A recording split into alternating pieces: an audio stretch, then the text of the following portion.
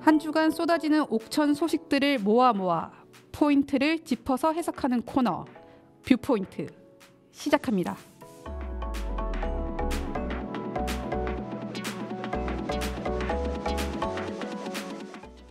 네, 안녕하세요. 뷰포인트를 진행하고 있는 저는 옥천신문 이현경 기자입니다.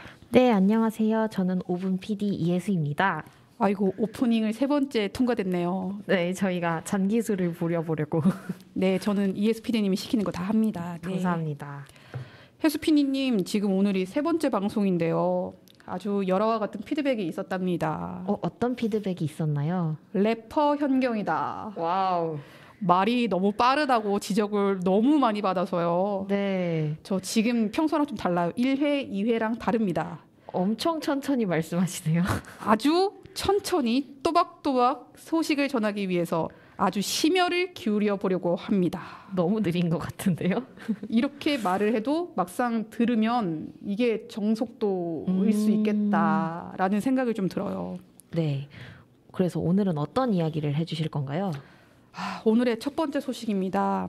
한숨부터 나오는데 제가 외국어 부분이 좀 약해서 또 혜수 PD님께 부탁을 드려볼까 합니다. 아이고, 네. 많은 언론에서 아주 열심히 자주 성실하게 다루지 않아서 많은 분들이 생소해하실 단어예요. RCEP 이렇게 읽어야 되나요, 혜수 PD님? 이거 어떻게 읽어야 하나요? RCEP입니다. Regional Comprehensive Economic Partnership의 와우. 약자로 또박또박 읽었어요. 그냥 단어대로 해석하면 종합적인 지역 경제 동반자 정도로 해석할 수 있는데요. 보통 영내 포괄적 경제 동반자 협정이라고 불립니다.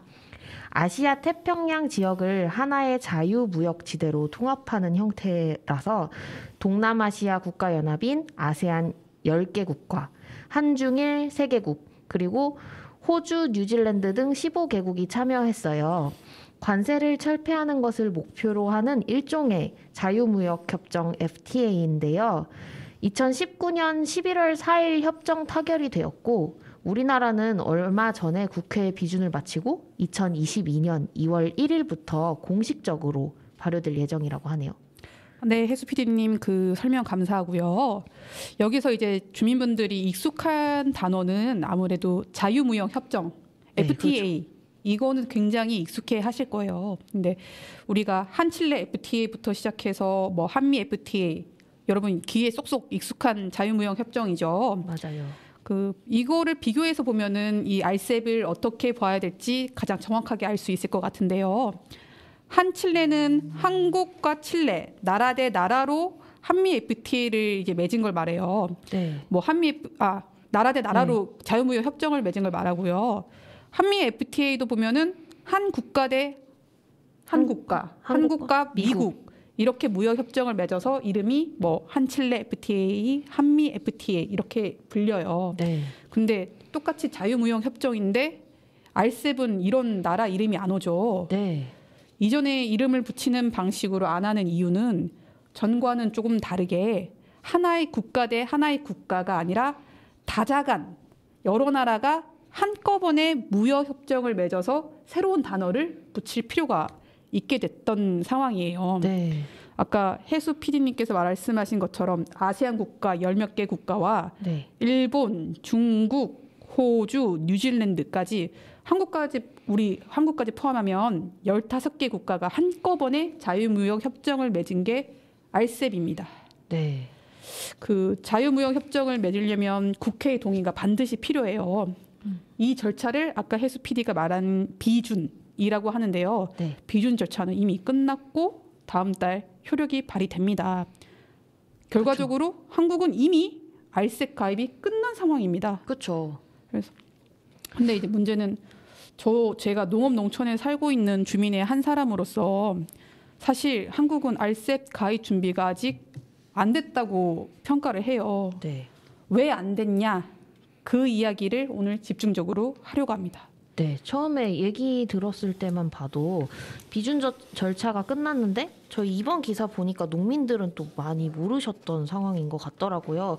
대체 어떤 이유로 또 준비가 덜 안 돼 있다고 얘기를 하시는 건지 설명해 주시면 감사하겠습니다. 네, 오늘 길게 그 이야기를 계속 해나갈 건데 먼저 우선 이 이야기를 먼저 하고 싶어요. 한국은 먹거리 약소국입니다. 예를 하나 좀 들어볼게요. 그 올해 있었던 국정감사에서 김승남 의원실에서 발표한 자료를 따왔습니다. 한국은 쌀을 제외한 곡물 자급률이 3.4%밖에 안 돼요.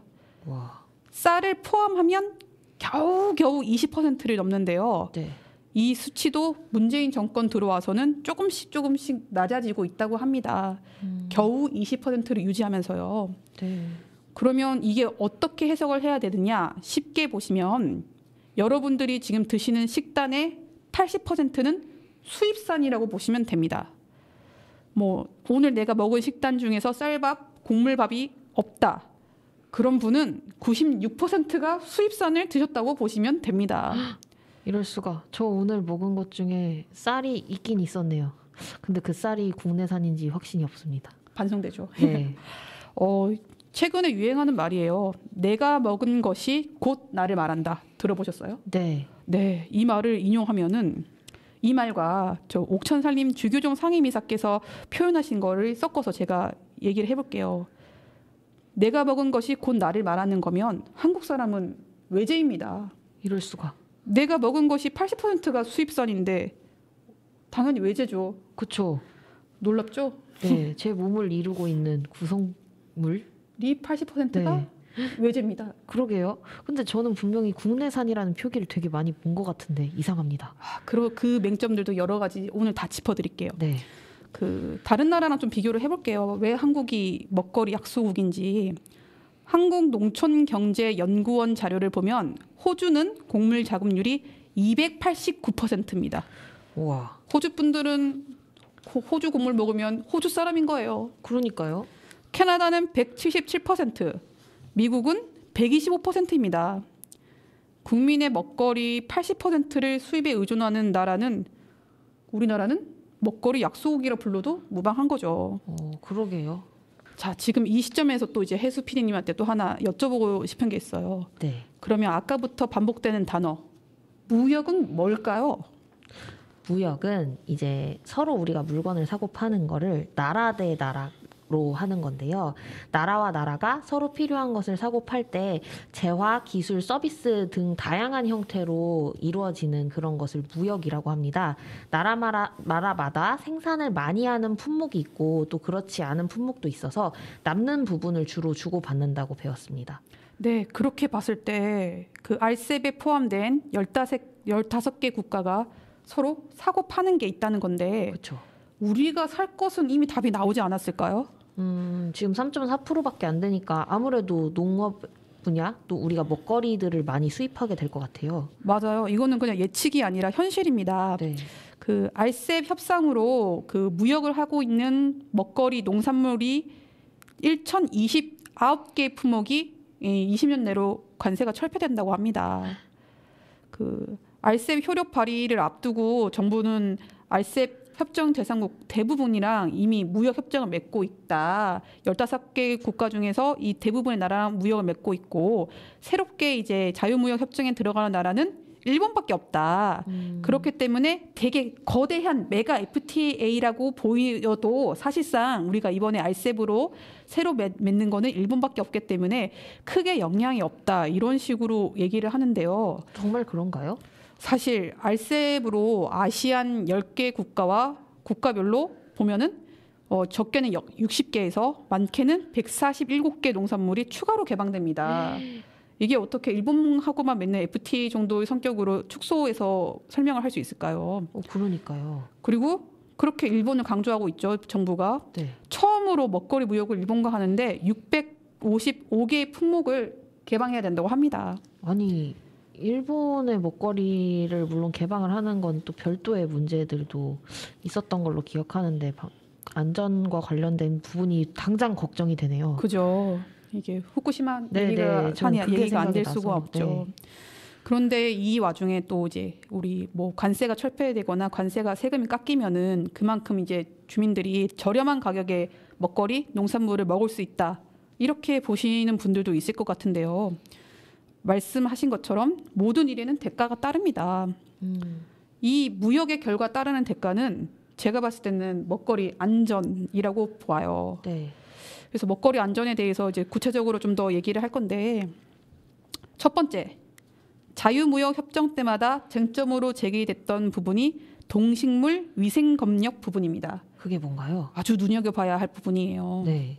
이번에 알셉 협정으로 권역화, 지역화 이렇게 번역되는 개념이 새롭게 무역 협정에 도입이 됩니다. 네. 어렵죠. 네, 어떤 개념인가요? 이거 제가 쉽게 풀어서 설명할 재주는 없고 취재 과정에서 그 정은정 농촌사회연구자님께서 해주셨던 말씀을 좀 인용해서 설명을 드리려고 해요. 얼마 전에 캐나다에서 광우병이 발생해서 정부가 긴급 검역 금지 조치를 했다고 합니다. 네. 캐나다산은 수입을 이제 못하게 일단 막은 거예요.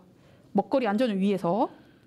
그런데 위생 검역에서 이번에 이제 지역화라는 개념이 도입이 된다면은 이 광우병을 막을 수 있을지 없을지 잘 확신을 할 수가 없어요. 왜냐하면 캐나다 어느 지역에서 광우병이 발생했는지를 따져야 하는 상황이 발생이 됩니다. 네. 어렵죠. 다시 설명을 드리면 캐나다 알버타주에서 광우병이 발생했으면 그 지역에서는 수입을 못하게 막을 수 있습니다. 네. 그런데 캐나다 다른 지역의 생산품은 받아야 되는 거예요. 그게 과연 그렇게 될까요? 그러니까 말입니다. 네. 그동안 정부는 먹거리 문제가 발생할 때마다 검역을 이유로 우리는 동식물 검역을 해야 될 필요성이 있다. 안전성이 점검될 때까지 수입을 잠시 중단하겠다. 이렇게 대응을 해왔어요. 네. 그래서 다른 지역에서 뭐 먹거리 안전에 위협이 생겼을 때 수입하지 않을 수 있는 근거와 핑계가 있었는데 알셉 협정의 지역화 이 부분이 도입이 되면 이제 이렇게 할 수 있는 게 어렵게 되는 거죠. 그러게요. 협정 내용에는 지역화가 있는데 분명히 한국 정부가 이를 이행하지 않는다? 당연히 무역 분쟁으로 벌어질 수 있는 거죠. 그렇게 무역 분쟁으로 번질 수 있는 지금 나라가 14개 국가나 된다는 점을 정부 국민들은 인지를 하고 계셔야 합니다. 네. 무섭죠. 네, 무서워요. 사실 어떤 일이 터졌을 때 그게 다른 루트를 통해서도 분명히 들어올 수 있는 건데 어떻게 그거를 다 일일이 검역을 할까요? 그 사실 막 옥천에서 무슨 동물 위생병이 번졌다. 보온 영향 없을까요? 그러니까요. 이 상관관계가 완전히 설명이 안 된 상황에서 우리는 그 수입산을 막아낼 명분이 없는 거예요. 네.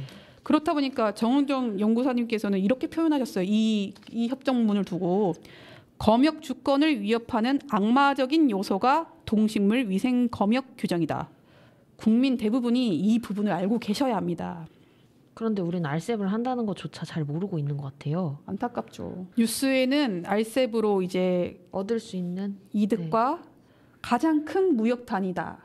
그래서 얻을 수 있는 무역 규모가 어느 정도이다. 근데 우리나라에서 좀 강세인 분야인 철강 반도체 분야에 대한 장밋빛 미래만 그러니까요. 지금 정부가 발표하고 있고 언론이 받아쓰고 있습니다. 저는 농산물 위협에 대한 이야기를 주로 나오는 포털 뉴스에서는 못 본 것 같습니다. 농업 부분 분야 뭐 신문이나 언론에서 지금 다루고는 있는데 사실 대부분의 국민들이 그 내용을 잘 못 접하시고 있는 환경이긴 해요. 네. 또 하나 이야기 드릴 먹거리 위협은 가공품에 대한 이야기입니다. 또 협정 내용에 또 어려운 말인데요. 누적 원산지 조항이 있어요. 네, 그게 어렵죠. 네. 가공식품은 어쨌거나 원재료를 가지고 와서 가공을 해서 부가가치를 상승시켜서 완제품으로 파는 이게 가공식품인데요. 네. 이제는 이제 원재료가 한국에서 생산된 국산이 아니라 협정국가, 아까 14개 국가가 되겠죠. 네. 협정 국가에서 생산된 것이어도 완제품인 가공식품은 국산으로 이름 붙이고 팔 수 있게 되었습니다. 아니 그게 무슨 말이죠? 저는 이게 정말 이해가 안 갑니다. 원재료가 우리나라산이 아닌데 국산이라고요? 네, 협정 국가는 그런 대우를 받게 된다고 하네요. 아. 이렇게 됐을 경우에 단순화 시켜서 설명을 드리면은 원재료로 그 GMO 수입산 콩을 썼는데 소비자들이 이거를 구분을 잘 해낼 수 있을까요? 당연히 못하죠. 거기 표기에 국내산이라고만 써 있는 지역도 안 써 있고 국내산이라고 써 있는데 심지어 한국은 GMO 완전 표시제를 실시하지도 않고 있어요. 그러니까요. 저처럼 이렇게 먹거리 안전에 좀 신경 쓰는 사람도 구분해낼 방도가 없는 거예요. 먹거리 안전이 이렇게 위협을 받고 있습니다. 네. 제가 이렇게까지 설명드리려고 했는데 아주 계속 추가적으로 얘기해야 될 것들이 계속 무궁무진하게 생각이 나서 네. 계속 얘기를 드리고 싶어요. 무역 분쟁 안 날 거라고 보세요, 여러분? 최근의 경험들만 얘기해도 무역 분쟁 충분히 예상할 수 있어요. 그럼요. 우리 한일 무역 전쟁이라고 표현한 최근에 있었잖아요. 반도체 소재 부품들 일본에서 수출 안 해가지고 난리 났었잖아요. 우리만 그래요? 아니에요. 최근에 호주와 중국이 대판 싸웠죠? 호주가 중국한테 석탄 팔았어요? 안 팔았죠. 어떻게 됐나요? 중국만 힘든 게 아니죠. 나비 효과로 우리나라에 요소수 없어서 난리 났었어요. 맞아요. 요소수 대란은 좀 체감하신 분들이 많더라고요. 맞아요. 다행히 저는 휘발유차라서. 저도. 그러니까 농민들이 말씀하시는 거예요. 요소수 대란을 겪었으면은 요소수 자리에 식량을 좀 넣어볼 생각은 왜 못하냐, 왜 안 하냐. 네.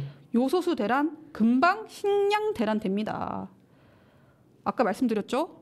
한국은 국민이 먹을 수 있는 20%만 생산이 됩니다.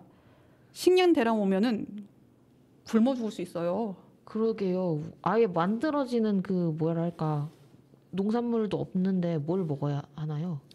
그러니까 이렇게 참 이해가 안 가는데 정말 정부는 국민들을 굶겨 죽일 것인가 이렇게 생각이 들잖아요. 네. 왜 이렇게까지 됐을까라고 보면은 정부는 식량을 양적으로 확보를 한다는 그런 개념만 가지고 있는 것 같아요.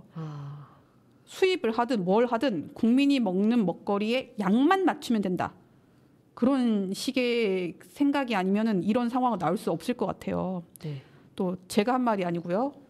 원광대 법학대학원 김은지 교수님 말씀을 또 빌려서 또 표현을 하겠습니다. 이런 정부는 식량 주권, 식량 안보 이런 단어를 쓸 자격도 없다고 말씀하셨습니다. 그러게요. 애초에 식량 주권을 포기하는 우리 국민의 먹거리 안전을 포기하는 행동인 것 같아요. 지금 이 정책은. 포기했다고 차라리 시인이라도 해라. 네. 이런 말도 많이 나오고 있어요. 그건 너무. 또 추가로 말씀드릴 게 또 생겼습니다. 올해 국정감사에서 위성군 국회의원이 말씀하신 부분이에요. 기후위기 시대, 우리 코로나19도 기후위기 시대랑 뗄래야 떼놓고 생각할 수 없죠.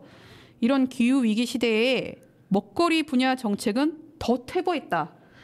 이런 식의 혹평을 하셨어요. 혹평을. 네. 기후위기를 어떻게 극복해야 되느냐라고 했을 때 많은 전문가들이나 이제 주민들도 탄소 배출 줄여야 한다고 말씀을 하시잖아요. 네. 수입 물량이 느는데 수입 물량이 늘면 늘수록 탄소 배출도 늘 수밖에 없죠. 그렇죠.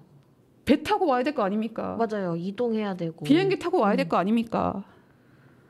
배 타고 비행기 타고 먹거리가 한국으로 들어와야 하니까 당연히 기후위기 시대에 역행하는 정책이라고 평가를 할 수밖에 없죠. 그러니까요. 이게 맞는 건가요? 이 편을 준비하면서 우리 현경 기자님이 정말 화가 많이 난 모습을 볼 수 있었습니다. 근데 진짜 위기 안전을 전혀 고려하지 않는 그런 행동이라는 생각이 드네요. 우리가 한참 이야기를 해서 잠시 노래라도 듣고 와야 될 것 같은데요. 이 곡을 왜 선곡하셨을까요? 이 곡은 현경 기자님이 선곡하셨는데요. 네, 이런 상황을 왜 국민들에게 솔직하게 얘기 안 하고 왜 정부가 제가 느끼는 선에서는 되게 일방적으로 추진하고 있다고 느꼈어요.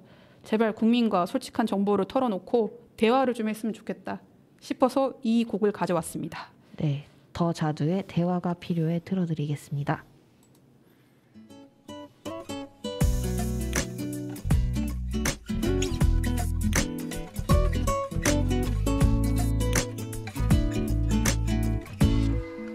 또 왜 그러는데 뭐가 못마땅한데 할 말 있으면 더 넣고 말해봐. 너 많이 변했어. 내가 뭘 어쨌는데 처음엔 안 그랬는데 처음엔 어땠었는데 요샌 내가 하는 말투랑 화장과 머리 옷 입는 것까지 다 짜증나나봐. 그건 네 생각이야. 우리 서로 사랑한 지도 어느덧 10개월 매일 보는 얼굴 실증도 나겠지. 나도 너처럼 나 좋다는 사람 많이 줄 섰어. 간다는 사람 잡지 않아. 어디 한번 근데 잘해봐. 그놈의 정이 뭔지 내 뜻대로 안 돼.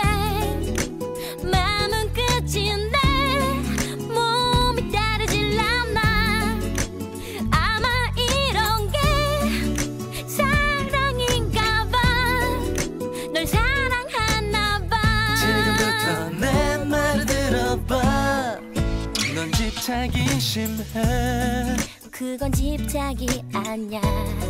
나를 너무너무 구속해. 그럼 너도 나를 구속해. 우리 결혼한 사이도 아닌데 마치 와이프처럼 모든 걸 간섭해. 너의 관심 끌고 싶어서 내 정든 긴 머리 짧게 치고서 웨이브 줬더니 한심스러운 너의 목소리 나이 들어 보여. 난 너의 긴 머리 때문에 너를 좋아해. 네가 너무 보고 싶어서 전화를 걸어. 날 사랑하냐고 물어봤더니 귀찮은 듯한 너의 목소리. 난 지금 바빠.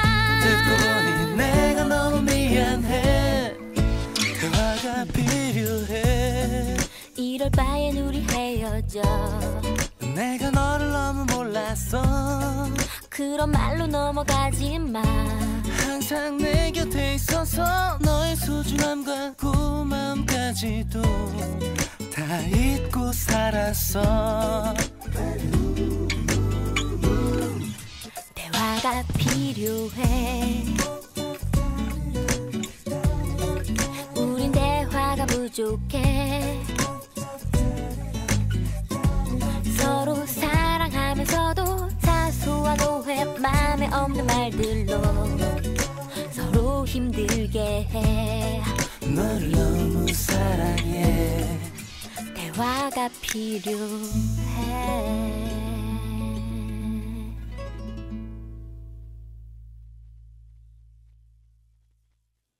네, 대화를 했으면 좋겠습니다.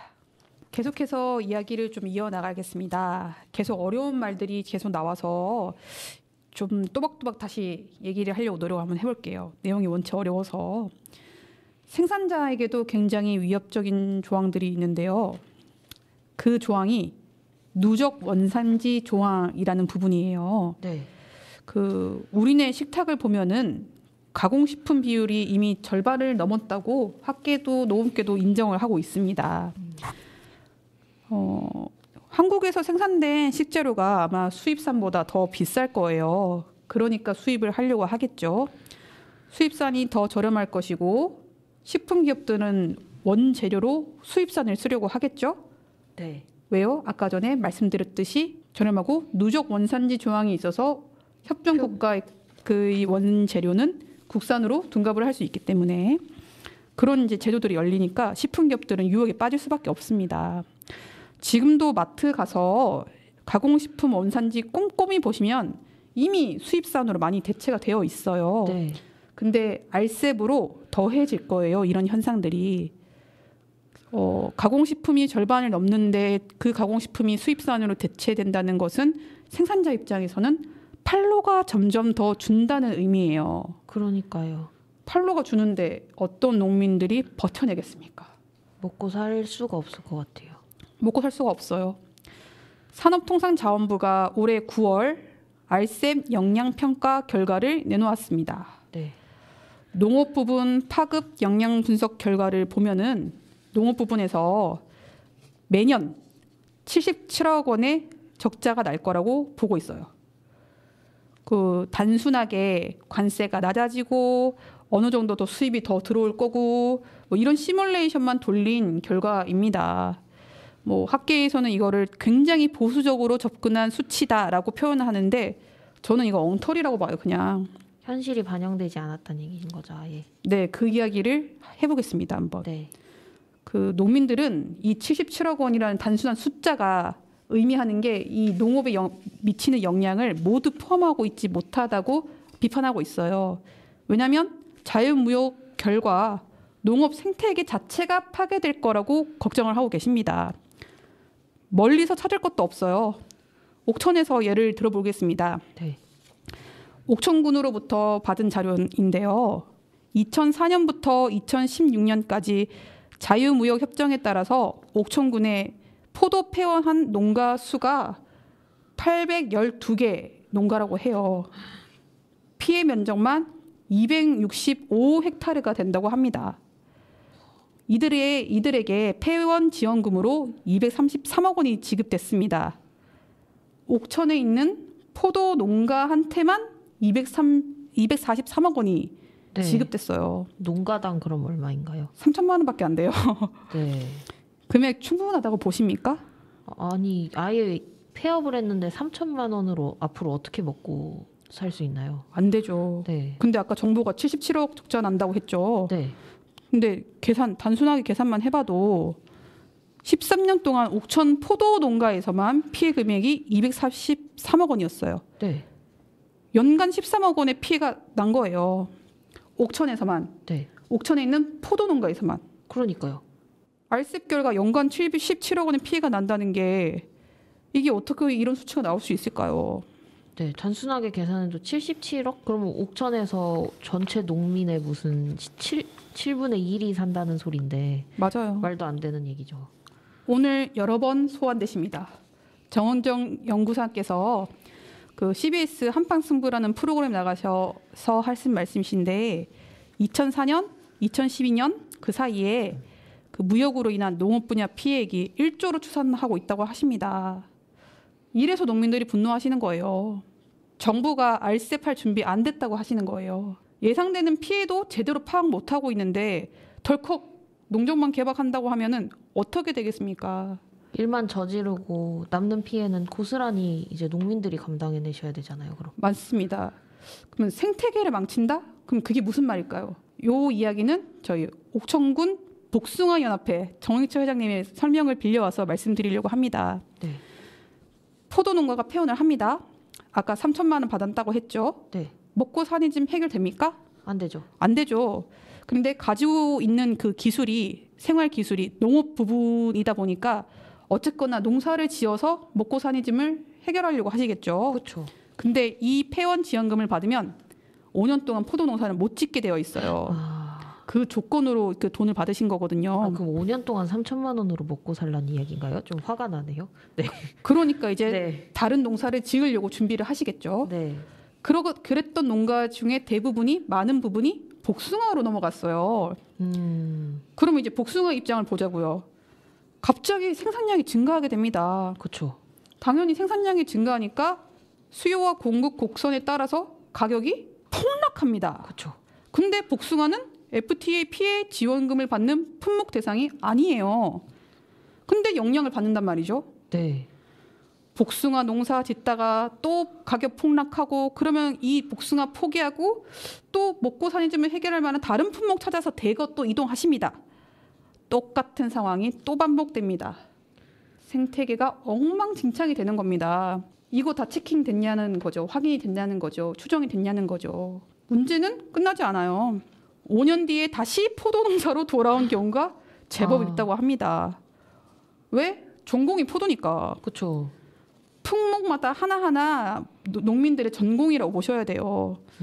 제가 이거 얘기할 때마다 늘 비유를 이렇게 합니다.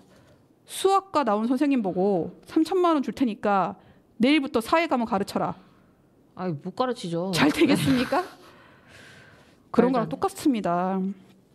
5년 동안 이것저것 시도하시다가 다시 가장 자신 있는 전공 과목 돌아오는 경우가 제법 되는 거죠.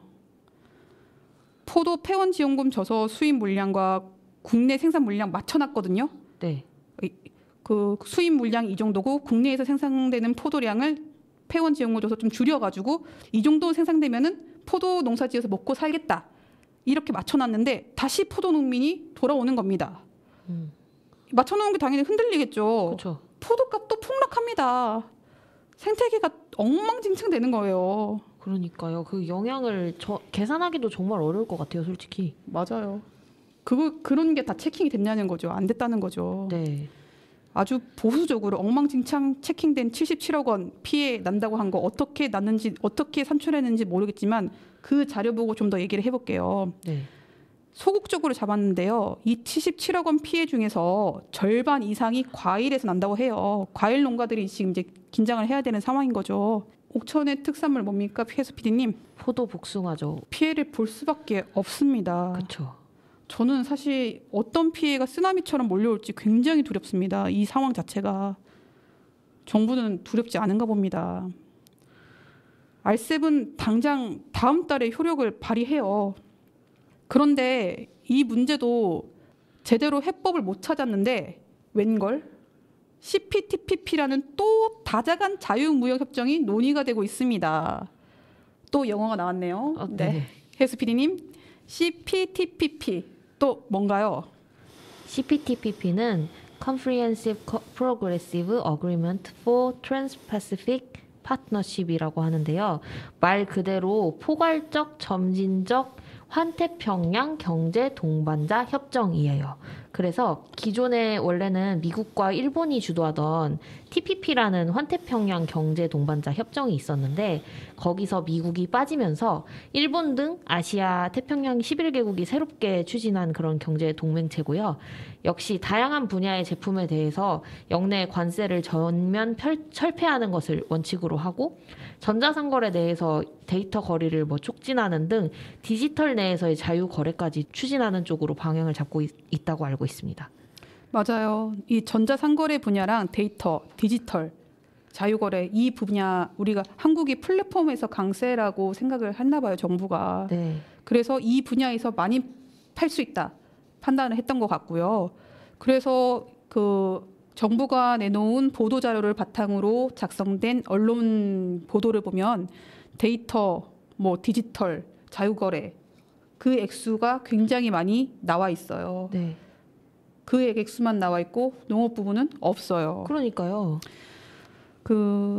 지난해 12월 13일 홍남기 기획재정부 장관이 발표한 거를 보면은 대외경제장관 회의에서 아예 대놓고 이제는 CPTPP 추진하겠다 발표를 하셨어요. 그때 발언을 보면은 최근 중국과 대만이 CPTPP 가입 신청을 했고 아태 지역 내 경제 질서 변화가 활발히 전개되고 있어서 더 이상 CPTPP 가입에 관한 정부 부처 간 논의에만 머물기는 어려운 상황이다. 이제는 대화를 하면서 하시겠다는 얘기인 거죠. 그러니까요. 아이고, 알셉도 CPTPP보다 아주 디테일하게 접근하면은 알셉이나 CPTPP나 아까 해수 PD님이 설명해 주신 것처럼 네. 사실 이거 자체가 무역 전쟁이라고 볼 수도 있어요. 그렇죠. 세계 시장을 놓고 뭔가 주도권을 잡으려고 하는 중국과 미국이 이 패권을 지려고 하는 그 속에서 정부의 표현에 따르면 무역으로 먹고 사는 한국이 전략적으로 선택할 수밖에 없다. 이런 논의들이 한참 나오고 있고 이런 메시지가 담긴 안타깝지만 기사들이 많이 나오고 있습니다. 근데 우리나라에 무역으로 먹고 사는 사람만 있는 게 아니잖아요. 그리고 농민들이나 다른 분야에 종사하시던 분들이 꼭 무역에 해당되는 일을 하시는 게 아닌데 그분들에게 미치는 영향이 전혀 반영이 안 됐네요. 그 영향보다 무역으로 더 많은 흑자를 낼 수 있다 이렇게 자신하고 있는 건데요. 어쨌거나 아까 전에도 우리 그 나라의 무역량 어떤 부분은 손해보고 어떤 부분은 이득을 날 것이다. 이걸 넘어서 중국, 대만 이런 나라들이 언급이 됐습니다. 네. 이 말인즉슨 뭐 미국 눈치도 보고 중국 눈치도 보고 이런 다른 대외 협력 관계에서의 눈치를 보면서 무역 협정을 맺는다라는 결정을 했다고 해석을 할 수 있어요. 그렇죠. 뭐 이전에는 뭐 우리 동네 아니 우리나라에 있는 철강 기업들, 반도체 기업들 눈치 보고 FTA를 맺었다면 이번에 RCEP과 CPTPP는 좀 더 나가서 나라들 눈치를 보고 했다고 볼 수 있는데요. 정작 농민들의 눈치는 안 보십니다. 저처럼 먹거리 안전 중요하게 생각하는 국민들 눈치는 안 본다는 겁니다. 이번 RCEP과 CPTPP 상황을 보시고 우리 농민들이 하시는 말씀이 있어요. 대외 관계, 대외적으로 눈치 보는 만큼 더 바라지도 않는다. 딱 그만큼만 농민 눈치도 봤으면 좋겠다. 이런 말씀을 많이 해주십니다. 네. 여러분 어렵죠? 아니 마음이 좀 많이 좋지가 않아요. 왜냐하면 무역으로 먹고 사는 사람들이 너무 한정돼 있고 거기서 아무리 흑자를 가져간다고 해도 그게 우리나라의 또 다른 직종에 종사하시는 특히 농민들에게 이렇게 피해 보시는데 그분들이 지속적으로 농업을 할 수 있도록 보장이 되는 것도 아니고 또 아까 말씀하신 것처럼 저는 아까 너무 무서웠거든요. 맞아요. 왜냐하면 진짜 갑자기 마음에 안 든다고 뭔가 무역 분쟁이 일어났을 때 우리나라에 그러면 이제 식량을 수출하지 않겠다라고 선언을 해버리면 그럼 이제 우리는 진짜 먹고 살 게 하나도 없어지는 거잖아요. 가공품이 혼자 덩그러니 나오는 게 아니잖아요. 뭐 맞습니다. 플라스틱으로 만드는 것도 아니고 먹을 게 재료가 분명히 있어야 되는데 너무 무섭습니다. 맞습니다, 여러분. 이렇게 무거운 얘기를 하는 가운데 노래를 한 곡도 듣고 오는 게 좋을 것 같네요. 이번 노래는 무엇인가요? 이번 노래는 저희가 열심히 선곡을 했습니다. 사실 되게 오랜만에 듣는 노래인데요. 한번 들어보도록 하려고 해요. 거북이의 사계입니다.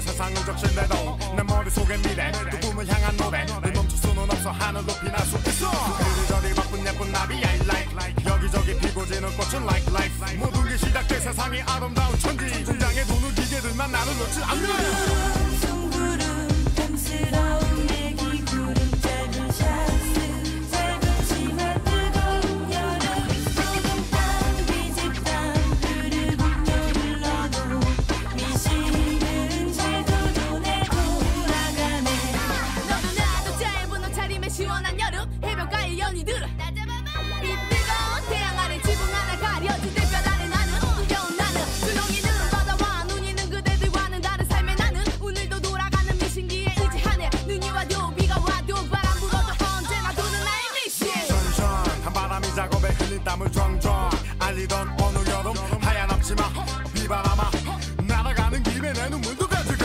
여름 더위 속에 지쳐 세상에 미쳐 한 번도 못 가본 저 바다 건너 해변들 모래판 그 위에 누워 내 몸을 태워 꿈을 꿔 나 이루지도 못한 내 슬픈 현실 속에 수술바람 샘 넘어 부른 바람 간밤에 편지 한 장 적어 실어 보내고 낙엽은 떨어지고 쌓이고 또 쌓여도 미신은 잘도 눈에 돌아가네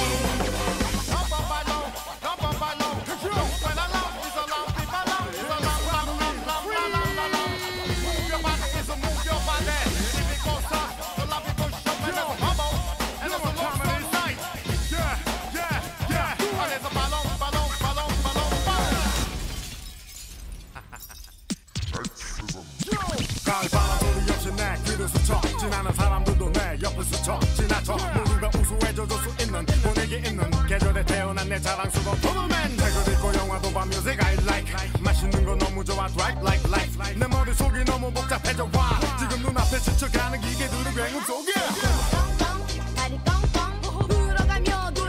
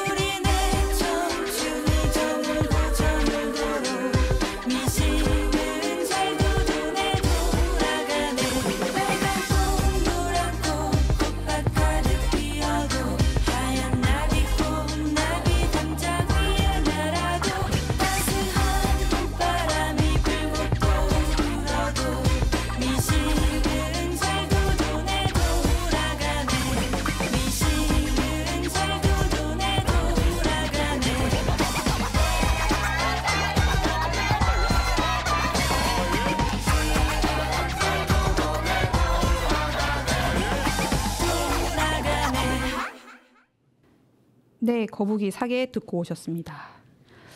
그 계절의 변화를 뚜렷하게 느낄 수 있는 분야가 사실은 농업 분야고 농촌에 살고 있는 주민들일 것 같습니다. 네. 오늘 그 농민들 계속 언급하다 보니까 사실 사계절 이런 사계절이 가장 많이 생각이 나서 이런 선곡을 해봤고요. 다음 이야기로 넘어가기 전에 앞서 못 드렸던 얘기를 좀 더 추가적으로 하려고 해요. 그 지금 RCEP과 뭐 CPTPP 이거를 이제 열 몇 개 국가들이 같이 자유무역 협정에 들어가기 때문에 메가 FTA라고도 부르는데요. 네. 이 메가 FTA 정부 정책은 다른 기존의 정부가 펼쳐왔던 다른 정책들과도 굉장히 충돌이 됩니다. 어떤 충돌인가요? 예를 들어서 우리나라도 이제 기후 위기 시대 온도가 높아졌죠. 뭐 제주도나 남쪽 지자체를 중심으로 귀농한 청년들에게 아열대 작물을 조금 재배를 할 수 있도록 지원을 했단 말이에요. 네. 근데 지금 RCEP을 보면은 아세안 국가들이 들어오죠. 그러네요. 아까 말씀드린 것처럼 시장 개방이 안 됐던 품목들이 시장 개방을 해야 되는 상황인 거고 네. 관세가 지금보다 훨씬 낮아집니다. 네. 5%대 관세 이하로 낮아질 거예요. 그러면 그 따뜻한 나라에서 뭐 베트남이나 이런 나라에서 재배한 아열대 작물과 지금 정부가 귀농한 청년들에게 심어보라고 권유했던 이것이 경쟁을 붙였을 때 자유 경쟁을 붙였을 때 네. 살아남을 수 있을까요? 안 되죠. 거기 그 따뜻한 나라에 가면 제일 좋다고 얘기하는 게 사실 과일이 이렇게 싸냐, 과일을 이 가격에 먹을 수 있다니 이런 이야기인데. 그럼요. 그리고 우리나라는 사계절이 있죠. 맞아요. 사계를 틀었죠. 네, 따뜻한 나라 연중 덥습니다. 거긴 계속 생산이 되는 거잖아요. 그 과일이. 맞습니다. 물량적으로 경쟁이 안 돼요. 많이 생산되면 많이 생산될수록 저렴하게 공급을 할 수 있겠죠. 그렇죠. 절대로 이게 가격 경쟁에서 이길 수가 없어요. 그러면 귀농 청년들이 아열대 작물 심어서 망했으면 정부가 어떻게 책임질 거예요? 정부 정책으로 심었는데. 그러니까요. 그건 이제 어떻게 하려는 거죠? 그 화가 이후에 나네요. 대책이 있나요? 없죠. 그 무슨 이상한 정책인가요? 네, 어쨌든. 네, 화가 납니다. 네. 오늘 이야기했던 것들을 쭉 들으신 분들은 아까 혜수 PD님도 가장 많이 얘기를 했는데 무섭다는 얘기를 되게 많이 하실 것 같아요. 네. 저희가 뭐 이 청취자나 시청자 여러분들께 공포감을 심어주기 위해서 이 레포트를 하는 건 아니에요. 그러면 이제 뭔가 해결점이나 우리가 그럼 어떻게 대응해야 되느냐 이런 이야기를 해야지 그렇죠. 진정성이 있을 것 같습니다. 맞아요. 사실은 정부 정책 방향 제가 이렇게 해야 된다 그렇게 말할 수 있는 전문가는 아니고요. 잘 모르겠습니다. 솔직히 말해서. 근데 다만 농촌에 사는 주민의 한 사람으로서 그리고 안전한 먹거리를 먹고 싶은 국민의 한 사람으로서 지역 농정에 기대를 걸고 있습니다. 왜냐하면 정부로부터는 먹거리를 챙겨가겠다고 하는 의지를 읽을 수가 없기 때문입니다. 네. 왜 무턱대고 이런 말을 하느냐. 최근 벌어지고 있는 일들을 이야기하면 될 것 같아요. 쌀값 지금 엄청 떨어졌거든요. 한 포대 기준으로 해서 지난해 이 시점과 비교하면 2만 원 떨어졌다고 해요. 네. 이렇게 쌀은 주곡이기 때문에 쌀값이 폭락하면 양곡관리법에 따라서 초과하는 수요의 양을 시장에서 격리시켜야 할 책임이 있어요. 네. 정부는. 법률에 되어 있어요. 그러니까요. 안 하고 있어요. 정부는 법률을 어기고 있습니다. 법률을 어기면 뭔가 조치가 취해져야 되는 거 아닌가요? 진짜 저는 농민단체들이 국가를 상대로 소송을 하셔야 된다고 봅니다. 실적법 위반입니다, 이거. 아니 정부가 법을 어기면 누가 법을 지키나요? 제 말이 그 말입니다. 네. 지금 쌀값이 너무 낮으니까 팔지도 못하고 혹은 정반대로 내일 쌀값이 더 떨어질까 봐 두려워서 폭락한 가격에 쌀을 넘기기도 합니다. 난리 났습니다. 네. 옥천은 쌀 주산단지가 아니에요. 근데 옥천에만 못 팔고 창고에 쌓아둔 양만 2,000톤 가까이 된다고 합니다. 2,000톤이라니 약간 상상도 할 수 없는데 엄청 큰 창고 하나로도 안 될 것 같아요. 그러니까 정부는 먹거리 분야 손을 놓았다고 해도 과언이 아니죠. 네. 또 있어요. 우리나라 정부 전체 예산에서 농업 부분이 차지하는 비율 얼마나 될 것 같나요? 잘 모르겠습니다. 그렇지만 그래도 그냥 상식적으로 생각해 봤을 때는 전라남도도 있고 우리도 있고 경상도도 이제 농사를 지으시는 곳들이 고향 상주시잖아요. 네. 농사를 풍성하게 지으신다고 들었는데 생각하면 그래도 한 20%는 돼야 되지 넘어야 되지 않을까요? 그동안 3%대를 유지해 오다가 이마저도 2%대로 떨어졌습니다. 제가 생각한 상식보다 한참 낮네요. 네, 국민 중에서 먹거리랑 연결 안 된 국민은 없을 텐데 말이죠. 그러니까요. 국가 농정 사실 기대하기 어렵습니다.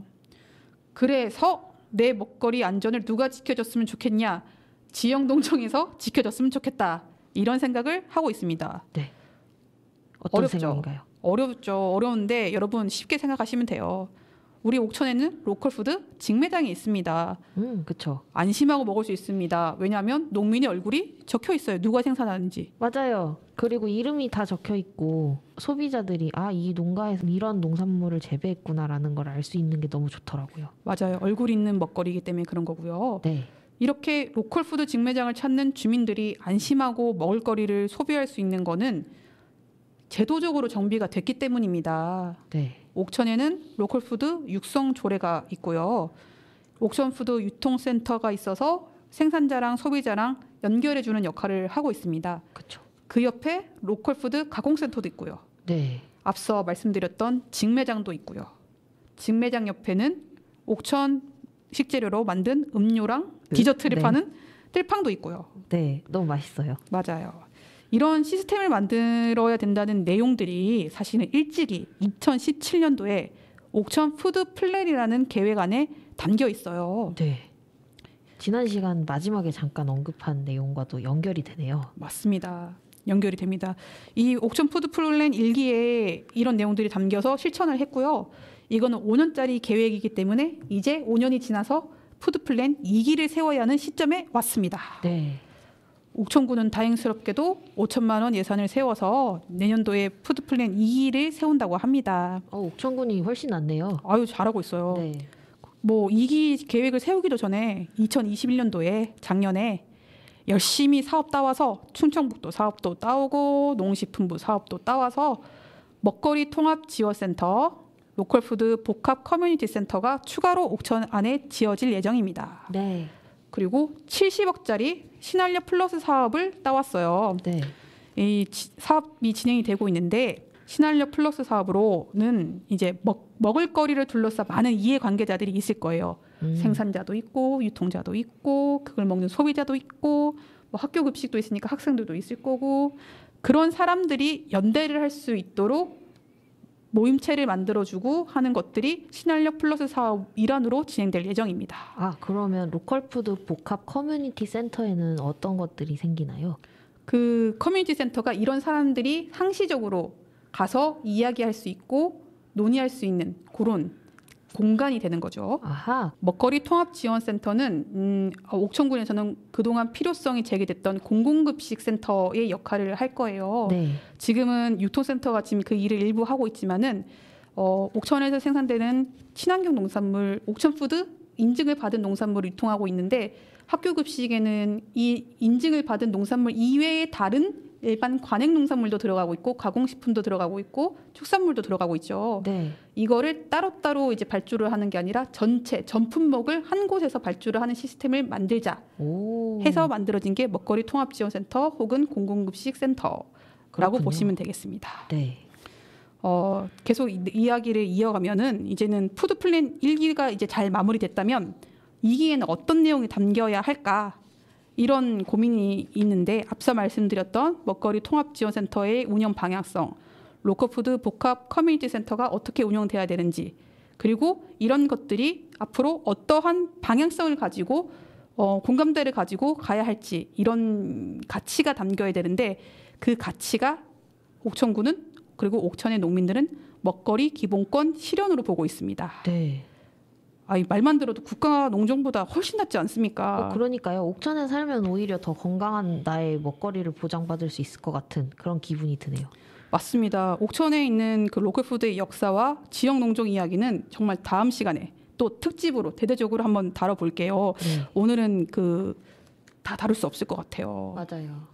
그리고 추가적으로 아까 그 우리 사진을 좀 띄워놓고 설명을 좀 드리려고 하는데요. 네. 이게 보이는 라디오로 보시는 분들은 지금 농민들이 한 호주 FTA를 반대하는 시위를 하는 사진, 한미 FTA를 반대하는 사진, 한 칠레 FTA를 반대하는 사진을 하고 있어요. 지금 한여농, 우리 옥천군 농민 한여농이시고 뒤에 보면 63빌딩 있어요. 아, 서울까지, 서울이군요. 네, 서울까지 가셔서 하신 거예요. 저 때 이제 그 정부가 우리가 농업 분야도 경쟁력을 가져갈 수 있다라고 말하면서 생산성을 높일 수 있게 지원하겠다라고 했어요. 어떻게 지원한다는 거죠? 시설 지원비 준 거죠. 아, 하우스 지을 수 있는 비용 이런 거 준 거죠. 생산성을 높여가지고 이 자유무역 경쟁에서 살아남아라 라고 한 건데 네. 시설 지으려면 뭐가 있어야 돼요? 돈이 있어야죠. 돈이 있어야 돼요. 네. 농민들 돈 있었을까요? 없죠, 당연히. 그러면 어떻게 돈을 마련했을까요? 빚을 내실 수밖에 없었을 것 같은데요. 다 빚내서 시설합니다. 그래서 네. 생산성을 높였습니다. 뭐 생산품이 나왔겠죠? 무역합니다. 경쟁합니다. 이겼을까요? 당연히 안 되죠. 그 넓은 땅덩이를 우리가 어떻게, 그리고 아까 말씀하신 것처럼 대량으로 생산하는 구조잖아요. 더 큰 땅이 큰 나라에서는. 네, 맞습니다. 그러면 생산성에서 이겨가지고 빚을 갚아야 되는데 빚을 갚을 수 있었을까요? 당연히 못 갚았겠죠. 농가 부채 때문에 그때 당시에 돌아가신 극단적 선택을 하셨던 분들 혹은 야반 도주했었던 분들 수두룩했다고 합니다. 아까 그 우리 정책 간의 충돌이 된다고 말씀드렸죠. 네. 청년 농부들에게 아열대 작물 키우게 해놓고 지금 무역 시장 개방한 건 충돌되는데 이것도 저는 정책의 충돌한 결과라고 보고 내용을 파악하지 못한 결과라고 봐요. 네. 이 지금 암담한 상황을 이제 오늘의 브리핑으로 마무리해야 되는데 제가 이제 마지막으로 드리고 싶은 말씀은 그 한 칠레 FTA 반대부터 한미 FTA 반대, 그 다음에 한 호주 FTA 반대 이거 2004년, 2009년, 2013년 이야기예요. 네. 농민들이 저렇게 길거리를 나와서 반대해서 막고 뭐 어려운 부분 막고 했는데 지금 이제 농업 농촌은 굉장히 고령화가 됐습니다. 아, 그렇죠. 농민들의 힘만으로는 저는 이런 상황들을 개선하기 어렵다고 봐요. 근데 내 먹거리 안전 지켜주는 건 누굽니까? 농민이죠. 농민이십니다. 소비자 여러분들 불공정 거래하시면 안 됩니다. 농민이 저희 먹거리, 나의 먹거리 안전을 지켜주시는 만큼 소비자인 저는 농민이 계속 농사 지을 수 있는 환경을 만들고 지키는데 같이 목소리 내셔야 합니다. 네. 소비자는 공동 생산자입니다. 여러분 같이 지켜주시면 좋을 것 같아요. 네, 같이 지켜줄 수 있는 방법은 우리 먹거리를 찾아서 먹는 것이 가장 좋은 방법이겠죠. 맞습니다. 우리 먹거리를 먹는 방법은 옥천에는 있다. 어떻게 맞다. 하면 되느냐. 네, 로컬 푸드 직매장과 또 다 뭐 어쨌든 로컬 푸드를 먹는 방식이죠. 네, 그렇습니다. 오늘 그 긴긴 이야기는 이제 이렇게 마무리를 해야 될 것 같아요. 마지막 곡 혜수 PD님 어떤 노래 준비하셨을까요? 아이유의 내 손을 잡아입니다. 연대의 의미를 담아서 저희가 제목을 보고 선곡한 곡입니다. 밝은 곡 들으면서 오늘 뷰포인트 마무리하려고 하는데요. 다음 시간에도 또 의미 있는 이야기 가득 담아 올 예정이니까 다음에도 꼭 시청해 주시길 바랍니다. 네, 감사합니다. 안녕.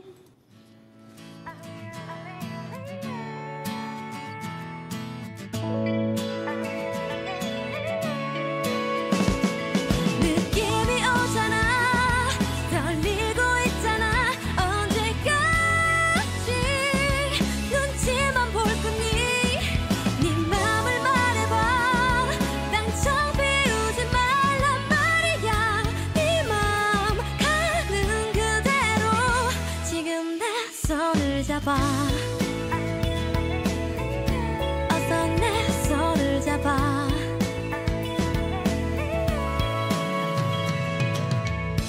우연히 고개를 돌릴 때마다 눈이 마주치는 건 며칠밤 내내 꿈속에 나타나 밤새 나를 괴롭히는 건 그 많은 빈자리